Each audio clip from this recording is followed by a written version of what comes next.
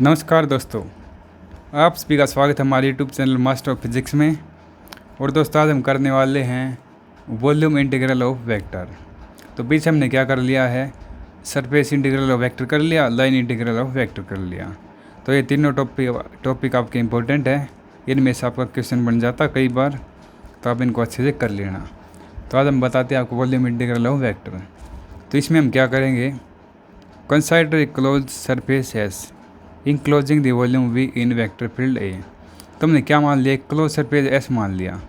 जैसे आपका plane x y z plane है, इसमें हमने क्या मान लिया, क्लोज सरफेस एस मान लिया। ये क्लोज सरफेस एस हो गया, और इसमें आपकी वॉल्यूम क्या है, वी है, और किस में है, वेक्टर फील्ड ए में। ठीक है, जैसे आपका ये हमने एक सरफेस मान लिया था, ये पूरा आपका क्या सरफेस है, उसकी वॉल्यूम उसकी क्या दे रखी है, उसके पास वी दे रखी है, और किसके अंदर, आपका वेक्टर फील्ड के अंदर है। हो गया ये। इसके बाद क्या कर दिया, this surface s is divided into large number of volume elements such as TV. तो आपका देखो, इसकी टोटल वॉल्यूम आपके पास वी थी, और इसमें बहुत सारे एलिमेंट हैं, मतलब सरफेस एलिमेंट हैं, तो उनकी वॉल्यूम आपकी डी वी बहुत सारे की होगी।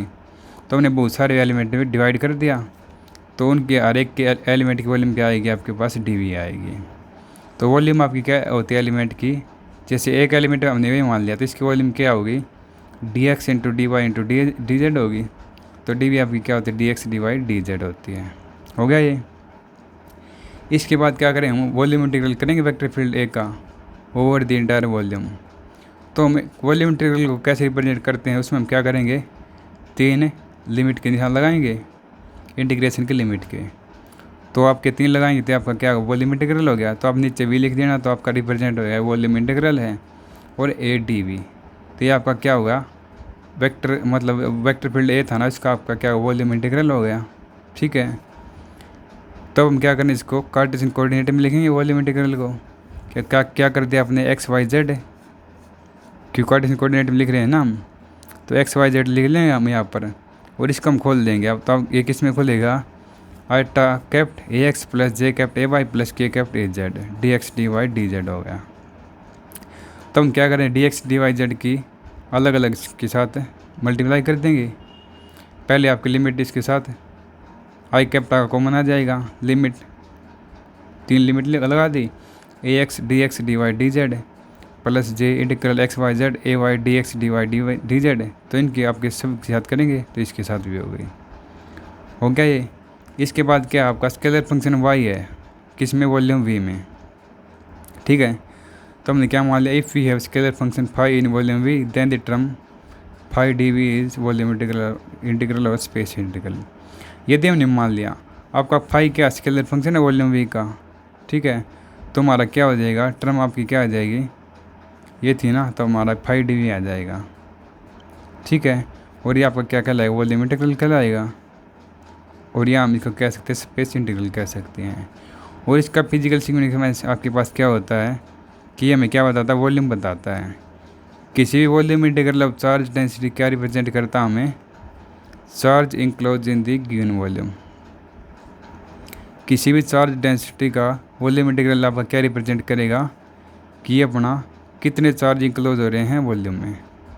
ठीक है, तो इसका फिजिकल सिग्निफिकेंस है। तो मैं एक बार फिर से रिवाइज कर लेते हैं इसका। तो देखो दोस्तों, वॉल्यूम इंटीग्रल का आपको पता चल गया, हम क्या लगाते हैं, तीन इंटीग्रेशन की लिमिट का निशान लगाते हैं, और साथ में आपका क्या लगता है, वी लगता है। ठीक है, तो इसमें हमने क्या मान लिया, एक क्लोज सरफेस एस मान लिया। जैसे आपका एक्स वाई जेड प्लेन था, इसमें हमने मान लिया एक प्लेन मान लिया, सरफेस मान लिया, जैसे एस सरफेस मान लिया, ये आपका सरफेस हो गया, और उसकी वॉल्यूम आपके पास क्या है, वी है।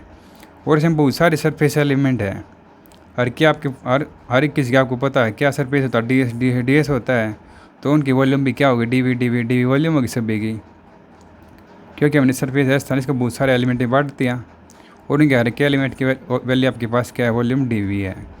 तो वॉल्यूम क्या होगी एलिमेंट की, d x d y d z होगी, क्योंकि तीनों प्लेन में है, एक्स वाई जेड तीनों उसमें है।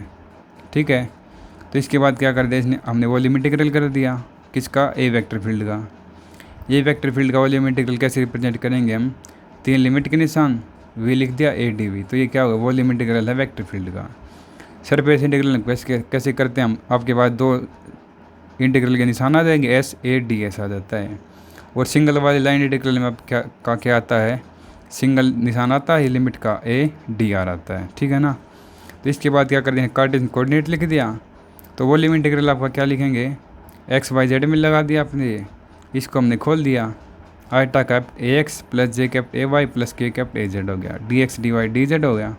तो इसकी हमने इसके साथ मल्टीप्लाई कर दी, इसके साथ कर दी, इसके साथ कर दी, और लिमिट तीनों के साथ है ना, तो हमारा ये हो गया।